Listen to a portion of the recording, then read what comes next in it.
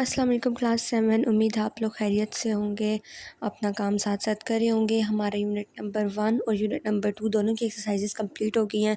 अब हम review exercise करेंगे। फ़र्स्ट ऑफ़ ऑल हम आज के लेक्चर में करेंगे रिव्यू एक्सरसाइज नंबर 1। आप अपना बुक का पेज नंबर 12 ओपन करें और हम MCQs करते हैं। फर्स्ट MCQs आपके पास क्या है? A number that can be expressed in the form of P/Q, P, Q belong to Z यानी integers and Q is not equal to zero, यानी जो डिनोमिनेटर है वो हमारे पास ज़ीरो के इक्वल नहीं है। इस कार्ड क्या होता है? अगर डिनोमिनेटर में ज़ीरो आ जाए तो हमारे पास इन्फिनिटी हो जाता है, लेकिन क्योंकि हमें कोई ना कोई नंबर चाहिए होता है इसलिए हम डिनोमिनेटर में ज़ीरो नहीं रखते। ये डेफिनेशन थी जो हमने सबसे पहले अपने चैप्टर में पढ़ी थी। A number that can be express in the form of P/Q, P, Q belong to Z, Q is not equal to zero is called. कौन सा होता है? ऑप्शन है हमारे पास A integer, B rational number, C whole number और D positive number. तो ये डेफिनेशन हमारे पास है रैशनल नंबर की। ठीक है, नेक्स्ट MCQs आपके पास क्या है? MCQs नंबर 2 है। पहले का ऑप्शन है आपके पास B रैशनल नंबर। नेक्स्ट है the number 23 round off to the nearest 10 is approximately equal to, यानी एक नंबर 23 है, नियरेस्ट 10 यानी इसके आसपास वाले जो 10 डिजिट्स हैं, पीछे भी हो सकते हैं आगे भी हो सकते हैं, उनमें से नीचे ऑप्शन में से सबसे करीब कौन सा है? 23 के सबसे करीब कौन सा है? A है 20, B है 25, C है 30 और D है 15। आप देखें 23 से 20 तक कितना गैप है? 3 डिजिट्स का। 23 से 25 तक कितना गैप है? 2 डिजिट्स का। 23 से 30 तक कितना गैप है? 7 डिजिट्स का। और 23 से 15 तक कितना गैप है? हमारे पास ये भी तकरीबन 8 डिजिट का गैप्स है। ठीक है, लेकिन उन्होंने कहा है कि 10 नियरेस्ट 10 मतलब 10th की लाइन में आपने करना है, यानी 20, 30, 40, 50 10th के टेबल जिस पे जाते हैं। अब देखिए 25 पे तो 10 का टेबल नहीं जाता, हमने नियरेस्ट टेंस में करना है। टेंस में करना है तो हमारे पास आएगा 20, यानी 23 के नियर कौन सा है? 20।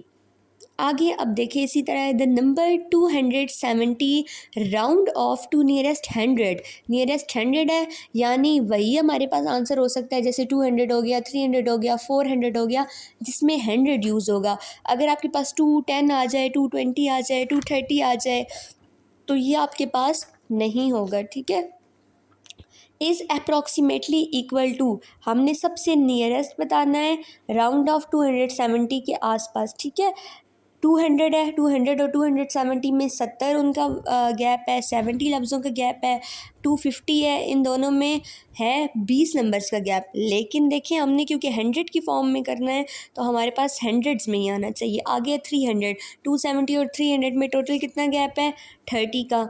आगे है 280, अब 280 में सिर्फ 10 का गैप है, लेकिन फिर 280 हमारे पास 100 की लाइन में नहीं है, तो हमारे पास आंसर क्या है इसका? 300। ठीक है, नेक्स्ट आपके पास क्या है? नेक्स्ट आपके पास अब है 1000 वाला। ठीक है, देखें जैसे पहले में आपके पास 10 था, दूसरे में 100 था, थर्ड में हमारे पास आ गया 1000। 1000 किस तरह है?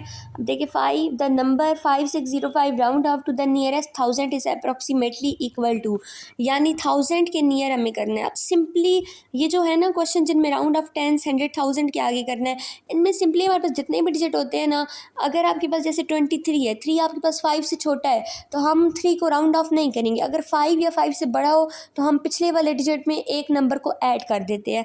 लेकिन क्योंकि अब हमारे पास ये 3 5 से छोटा है तो हम इसे राउंड ऑफ नहीं करेंगे, बल्कि 2 को वैसे ही रहने देंगे और आगे जितने भी डिजिट होते हैं ना हमारे पास उनकी जगह हम 0 लगा देते हैं। 10 से इसमें 2 डिजिट होंगे। इसके बाद आगे 100 वाला है तो 100 में यकीनन 3 डिजिट होते हैं। ठीक है, तो अब अगर आपके पास जैसे यहाँ पर है 27, 7 5 से बड़ा है तो हम 2 में एक को ऐड कर देंगे, 300 बन जाएगा, बाकी आगे जितने डिजिट है उनकी जगह 0। इसी तरह अब ये वाला है 5 6, 5 के बाद 6 है तो 5 हमारे पास एक ऐड हो जाएगा, 6 बन जाएगा, 6000 बन जाएगा। ठीक है। बाकी जितने भी आगे डिजिट हैं उनकी जगह हम लगा देंगे 0 और ये बन जाएगा 6000। अगर हम दूसरे तरीके से करें कि हम 1000 वाला लेकर चल रहे थे, 1000 को हमने नियरेस्ट रखना है, बाकी बीच में जो 26 28 ये मतलब जो चीज़ें आती हैं वो नहीं होती हैं, हम 1000 वाला पूरा लेकर चलते हैं। तो उस हिसाब से भी आप देख लें 5500 5600 5650 और 6000। तो 6000 ही एक है जो हमारे पास 1000 की रेंज में है और अप्रॉक्सीमेटली इसको राउंड ऑफ करें तो नियरेस्ट आता है। इसके बाद आपके पास पाँचवा है। अब पाँचवा भी है नियरेस्ट वाला ही काम करना है, लेकिन यहाँ पे पॉइंट यूज़ हो रहा है the number 5.657 round off to nearest 100 is approximately 2। अब देखिए इसमें पॉइंट आ गया है तो इसमें हम डिजिट्स को ज़ीरो की जगह नहीं लेकर जाते, ठीक है। जैसे हमारे पास 270 था, हमने 7 और 0 दोनों की जगह 0 लगा दिया था, 300 बना दिया था। अब यहाँ पर आपने ज़ीरो नहीं लगाना। अब देखिए आपके पास 100 में 3 डिजिट होते हैं, 100, 100 में 3 डिजिट्स होते हैं ना, वंस टेंस 100। यहाँ पर हमें 4 डिजिट दिए गए हैं तो हमने उस डिजिट को चेंज करना होता है जो 100 के करीब आ जाए, ठीक है। फर्स्ट में तो आपके पास 2 डिजिट हैं 5.7 ए ऑप्शन जो है, तो ये तो टेंस में आ जाता है, इसे हम लेंगे नहीं। सेकंड में फिर आपके पास 5.6, ये फिर टेंस में आ जाता है, इसे हम अगेन नहीं लेंगे। नेक्स्ट है आपके पास 5.61। अब देखिए 5.6 तक तो ठीक है, 3 डिजिट भी हैं, 100 भी ठीक बन जाएगा, लेकिन 5.61 कैसे आ सकता है। आपके पास 5 है, 5 हो या 5 से बड़ा हो तो पिछले वाले डिजिट में एक ऐड हो जाता है, ठीक है। आगे अब आप इसे भी छोड़ दें, 5.61 5 के आगे 7 है, ठीक है। अब 7 है, 7 आपका 5 से बड़ा है, तो अगर आपका 5 राउंड ऑफ होगा तो 5.66 बन जाएगा, ना कि 61, जो कि नेक्स्ट ऑप्शन है हमारा 5.66। देखें 5.657 था, जो आपके पास थर्ड नंबर पे 5 है, उसके आगे 7 है, तो हम 5 में एक प्लस कर देंगे। क्यों? क्योंकि 7 5 से बड़ा है, तो चीज़ अगर 5 या 5 से बड़ी हो तो हम पिछले वाले डिजिट में एक को ऐड कर देते हैं। तो आप 5 में एक नंबर ऐड कर देंगे, आंसर हमारे पास आ जाएगा 5.66। नेक्स्ट है आपके पास the absolute value of +4 is equal to. Absolute value वही होती है जो हमें दी गई होती है, ठीक है। एब्सोल्यूट वैल्यू ज़्यादातर पॉजिटिव में होती है और एग्जैक्ट वही होती है जो हमें दे दी जाती है। Option number A +4, option B -4, C -mod -4, D -mod +4। अब देखें +4 हमारा आंसर ठीक है, -4 हो ही नहीं सकता। माइनस मॉड के अंदर जो माइनस होता है वो ख़त्म हो जाता है, और देखिए मॉड के बाहर वाला माइनस फिर 4 के साथ मल्टीप्लाई होगा तो अगेन ये -4 बन जाएगा। मॉड के अंदर है ही प्लस, मॉड ओपन करेंगे प्लस माइनस में मॉड के अंदर चेंज नहीं होता, ये प्लस प्लस ही रहेगा, लेकिन बाहर वाला माइनस उसके साथ मल्टीप्लाई होके माइनस हो जाएगा। यानी एक ऑप्शन में +4 आ रहा है, बाकी तीनों में माइनस आ रहा है। सो सिंपली हमारे पास +4 इसका आंसर है। नेक्स्ट आपके पास है the dash consist of fraction as well as integer. कौन से होते हैं?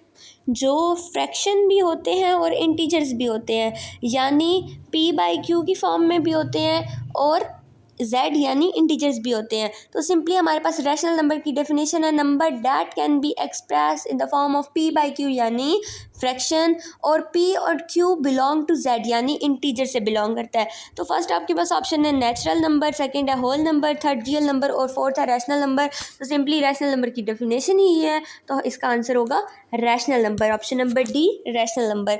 नेक्स्ट है number that can be express in the form of dash is called rational number. Simply rational number की अगेन डेफिनेशन है p/q in the form of p/q। पहला है p+q, second है p/q, सिंपली p/q हमारे पास answer है। Third p × q ये भी नहीं है, और p - q ये भी नहीं है। The rational number 0/p, p is not equal to 0 has the value. देखें इन्होंने कहा है द रैशनल नंबर 0/p, ये सब के लिए ठीक है, लेकिन p is not equal to 0 has the value. तो सिंपली उन्होंने खुद ही बता दिया है कि p is not equal to 0, p 0 के इक्वल नहीं है, ठीक है। p 0 के इक्वल हो जाए तो हमारे पास सिंपली इन्फिनिटी आ जाता है। जब p 0 के इक्वल है ही नहीं तो any number divided by 0 is zero. तो आंसर इसका हमारे पास आ जाएगा आंसर नंबर ए 0। 1/p भी नहीं है, अनडिफाइंड भी नहीं है, p भी नहीं है, हमारे पास सिंपली आंसर नंबर है ए 0। एक बार अगेन देख लें, पहले का है हमारे पास option number B rational number, second का ए है 20, थर्ड का सी है 300, फोर्थ का डी है 6000, 5 का अगेन डी है 5.66, 6 का आपके पास ए है +4, 7 का आपके पास है rational number option number D है, 8 का आपके पास है ऑप्शन नंबर बी p/q, और 9 का है 0। सो क्लास आप लोगों ने ये बुक पे करना है, सब ने अपने मार्क्स मतलब बुक पे टिक मार्क लगाने हैं और ठीक लगाने हैं और इसे समझना भी है, ठीक है। आपने याद भी करने हैं और निशान भी लगाने हैं। अल्लाह हाफिज़।